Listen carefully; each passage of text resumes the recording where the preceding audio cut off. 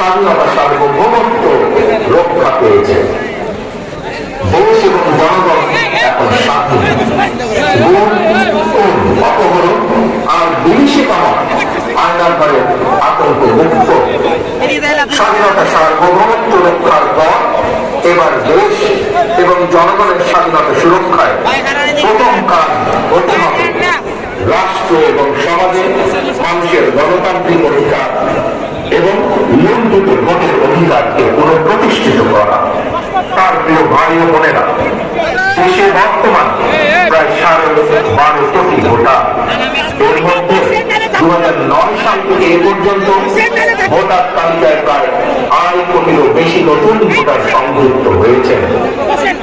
Voter হওয়ার পর তরুণ প্রজন্মের এই 2.5 কোটিরও বেশি ভোটার একটিও জাতীয় নির্বাচনে ভোট দেওয়ার সুযোগ পায়নি।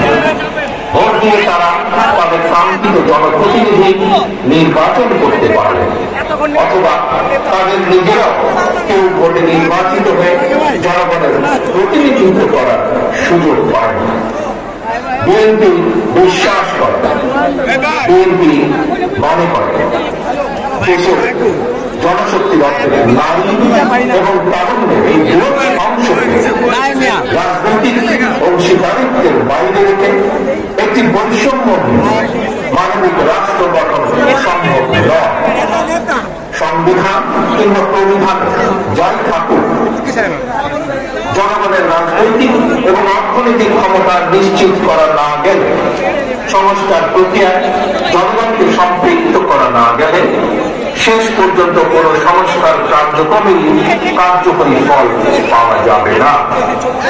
প্রিয় দেশবাসী, ভাই ও বোনেরা, রাষ্ট্র, রাজনীতি এবং রাজনৈতিক দল হিসেবে বিএনপি দলীয় রাজনৈতিক কার্যক্রম সংস্কারের লক্ষ্যে প্রথমে 2022, পরবর্তীতে 2023 সালে বাংলাদেশের পক্ষে গণতান্ত্রিক রাজনৈতিক দলগুলোর প্রতিনিধিদের উপস্থিতিতে 31 দফা কর্মসূচি ঘোষণা করেছিল।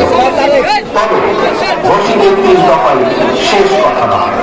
বিএনপি মনে করে রাষ্ট্র কিংবা রাজনীতির সকল ক্ষেত্রে সংস্কার কার্যক্রম একটি ধারাবাহিক এবং চলমান প্রক্রিয়া। সুতরাং রাষ্ট্র এবং রাজনীতি সংস্কার বিএনপি ঘোষিত 31 দফা সংস্কার কর্মসূচি আরো প্রয়োজনীয় পরিমার্জনকেও বিএনপি স্বাগত জানায়। এমনকি কেউ যদি মনে করেন একটি উন্নত এবং নিরাপদ বাংলাদেশের জন্য আরো নতুন রাজনৈতিক দলের প্রয়োজন রয়েছে, তাতেও বসে কিছু নেই। কারণ শেষ পর্যন্ত জনগণের চূড়ান্ত সিদ্ধান্ত নেবে। জনগণ তাকে সমর্থন জানাবে কিংবা তাকে সমর্থন দেবে না, এটি তাদেরই চূড়ান্ত বিষয়। এ কারণে বিএনপি বরাবর জনগণের ভোটের অধিকারের উপর জোর দিয়েছে। বিএনপি মনে করে একমাত্র অবাধ সুষ্ঠু নির্বাচনের মাধ্যমেই রাষ্ট্র, রাজনীতি এবং রাজনৈতিক বন্দোবস্তের সঙ্গে জনগণের প্রত্যক্ষ অংশদারিত্ব তৈরি হয়। গণতান্ত্রিক আমি প্রিয় ভাই ও বোনেরা, গণ অভ্যুত্থান কিংবা সংস্কার কার্যক্রম নিয়ে রাজনীতির মাঠে নানা রকম কথা হচ্ছে। গণতান্ত্রিক রাজনীতিতে এটি একটি স্বাভাবিক এবং গ্রহণযোগ্য রীতি। প্রত্যেকেই তাদের নিজ নিজ দৃষ্টিভঙ্গি প্রকাশ করবে, এটি স্বাভাবিক। এটি নিয়ে বিচলিত হওয়ার কোনোই কিছু নেই।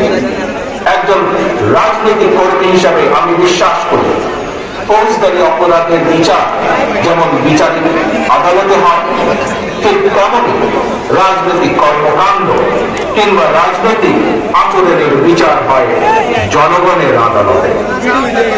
আমি আগেও বলেছি, আজ আবারও আপনাদের সামনে বলতে চাই, ক্ষমতার পরিবর্তন মানে শুধু রাষ্ট্র ক্ষমতার হাত বদল নয়। ক্ষমতার পরিবর্তন মানে রাষ্ট্র এবং রাজনীতির গুণগত পরিবর্তন। তাই প্রতিটি রাজনৈতিক নেতাকর্মীর মনে রাখা প্রয়োজন, রাজনীতির গুণ পরিবর্তনের জন্য রাজনৈতিক দলের নেতাকর্মীর আচরণীয় গুণগত পরিবর্তন জরুরি। সুতরাং আমার আহ্বান, কোন প্রলোভন বিভ্রান্ত না হয়ে জ্ঞান ভিত্তিক রাষ্ট্র এবং সমাজে নেতৃত্ব দানের জন্য নিজেদেরকে প্রস্তুত করুন।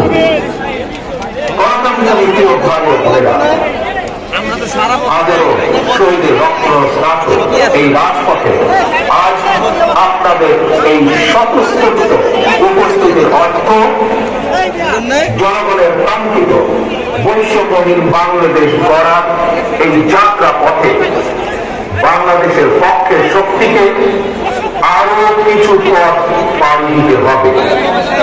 তবে সেই পথ অবশ্যই নয় সন্ত্রাস, সংঘর্ষ, প্রতিশোধ কিংবা প্রতিহিংসা, বরং সেই পথ হবে ধৈর্য, সহনশীলতা এবং সমঝোতা। প্রিয় ভাই বোনেরা, সবশেষে বলতে চাই, সংস্কার কার্যক্রমের পথ ধরে নির্বাচনী রোড ম্যাপে উঠবে আমাদের প্রিয় বাংলাদেশ। সুতরাং আসুন আমরা সবাই কাজের মাধ্যমে জনগণের বিশ্বাস, জনগণের ভালোবাসা অর্জন করি, জনগণকে সঙ্গে রাখি, জনগণের সঙ্গে থাকি। আল্লাহ হাফেজ। বাংলাদেশ জিন্দাবাদ, বাংলাদেশ জাতীয়তাবাদী দল জিন্দাবাদ। ধন্যবাদ